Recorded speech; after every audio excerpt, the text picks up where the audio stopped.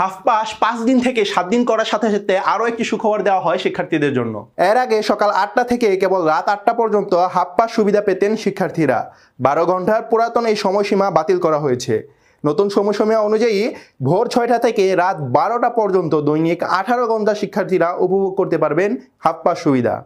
Income time মতো মেট্রোর লেগে আরো কম, আবার স্টুডেন্ট যদি আরো কম যে এই 8টা থেকে 6টা থেকে রাত 12টা পর্যন্ত দাম ইনকাম হইব না। রাস্তায় আছে তো স্টুডেন্ট সব। অনেক সময় কলেজ করে বা স্কুল করে দেরি হয়ে যায় আসতে, কোচিং করে 7:30টার দিকে শুরু হয়, শেষ হতে 8:30 বা 9টা বেজে যায়। এবং অনেক বাস চালকরা আছে যে আমাদের বলে না তোমরা স্টুডেন্ট, এখন তোমাদের অফ, এখন হবে না। ঢাকা মহানগর এলাকার সব রুট ও সকল সিটি বাসে এই সিদ্ধান্ত বলবৎ হবে বলে জানান ঢাকা পরিবহন মালিক সমিতির সাধারণ সম্পাদক। আপনারা দেখছিলেন আমি একজন ছাত্র। আমাদের সাথে থাকার জন্য ধন্যবাদ। আসসালামু আলাইকুম।